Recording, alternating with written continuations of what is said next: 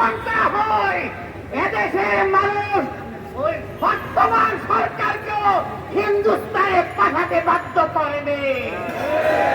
সংগ্রামী তৌহিদি জনতা, আপনারা লক্ষ্য করেছেন এদেশের মধ্যে খুন ধর্ষণ বাড়ছে, চাঁদাবাজি বাড়ছে, সেইগুলি প্রতিরোধ নেই। দেশের অর্থনীতি ভেঙে পড়েছে, সেইগুলি থেকে উত্তরের কোন ব্যবস্থা দেখা যাচ্ছে না। কিন্তু সরকার তার আইন শৃঙ্খলা পরিস্থিতি কোন ক্রমে নিয়ন্ত্রণ করতে পারছে না। দিন দিন দেশে আইন শৃঙ্খলা অবনতি করছে। সেই প্রেক্ষাপটে স্কুলের মধ্যে সঙ্গীত শিক্ষা, নাচ গানের শিক্ষা চালু করা হলে এদেশের জনগণ তা প্রতিহত করতে বাধ্য হবে।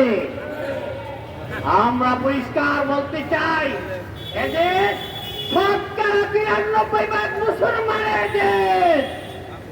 এদেশ হযরত শাহজালাল রহমতুল্লাহ আলাইহির দেশ। এদেশ হযরত শাহপরান রহমতুল্লাহ আলাইহির দেশ। এদেশ হযরত হাফিজ হুজুর রহমতুল্লাহ আলাইহির দেশ। এদেশ ফখরে বাঙ্গাল তাজুল ইসলামের দেশ। এদেশ আল্লামা শামসুল হক ফরিদপুরের দেশ। এদেশের মধ্যে স্কুলের মধ্যে নাচ গানের শিক্ষা হতে দেওয়া হবে না। এদেশের মধ্যে প্রকাশ্যে মূর্তি স্থাপনের কোন অবস্থায় বা বরদাস্ত করা হবে না। ভাই আমার, তাই আপনাদেরকে ইমানের বলে বলিয়ান হয়ে ইসলাম বিরোধী এই সকল পদক্ষেপ গাইবান্ধায় মন্দিরের বাইরে প্রকাশ্যে আন্দোলন করতে হবে।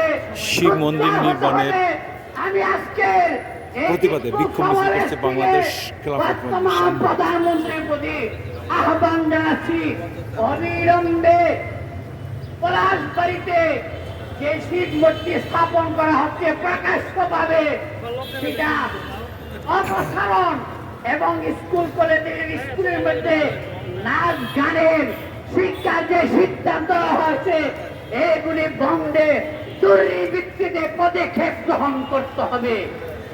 অন্যথায় দেশের জনগণ তাদের ঈমান, ইসলামী তাহজিব তামাদ্দুন রক্ষা করার জন্য যে কোনো কঠোর কর্মসূচি দিতে বাধ্য হবে।